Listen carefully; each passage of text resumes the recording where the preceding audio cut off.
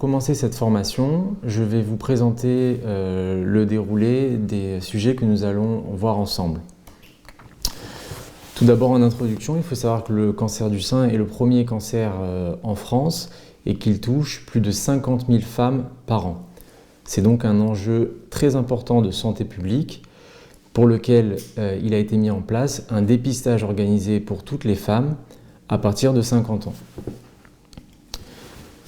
Il y a 4 objectifs principaux dans cette formation pour améliorer le dépistage du cancer du sein. Le premier, c'est d'apprendre ou de réapprendre à réaliser un examen mammaire pour pouvoir dépister efficacement une anomalie. Le deuxième objectif est de revoir ensemble comment s'orienter face à un symptôme mammaire. Le troisième objectif est de connaître l'organisation et le fonctionnement du dépistage organisé du cancer du sein en France.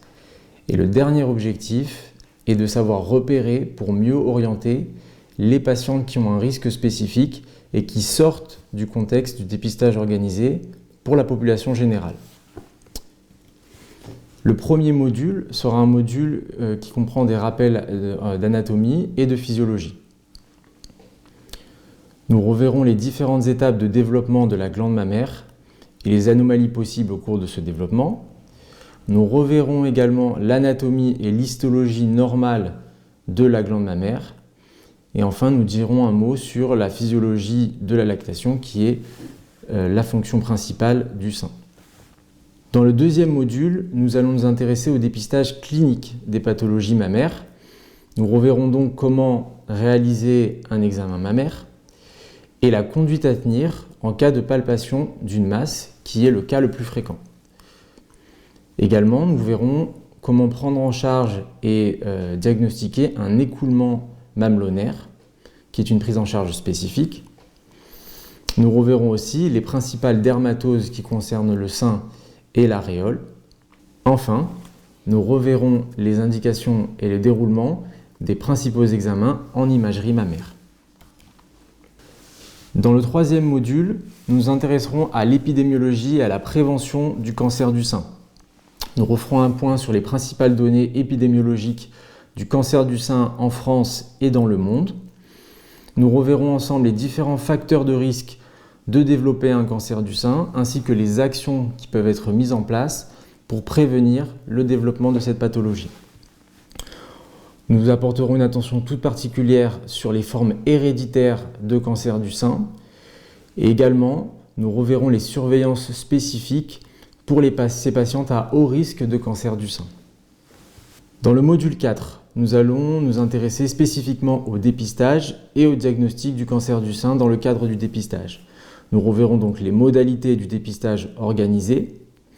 Nous reverrons comment délivrer une information claire, argumentée pour promouvoir ce dépistage et donner les éléments de communication relatifs aux différentes controverses qui existent concernant ce dépistage.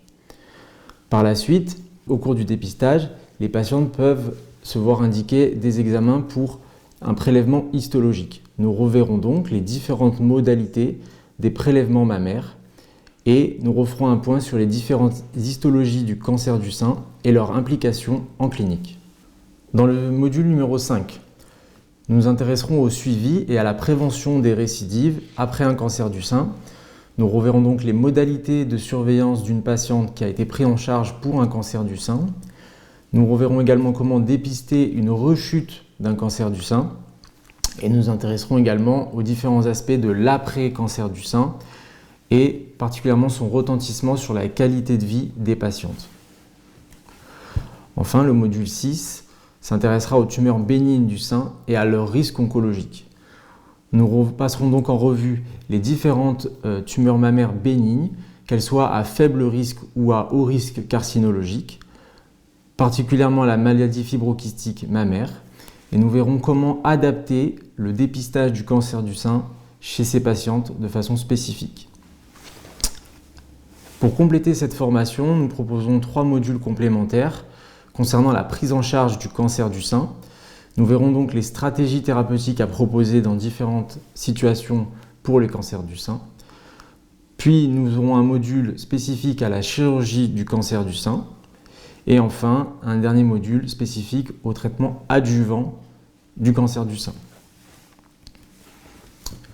Pour évaluer cet apprentissage, nous ferons donc des vignettes cliniques pré-formation et post-formation.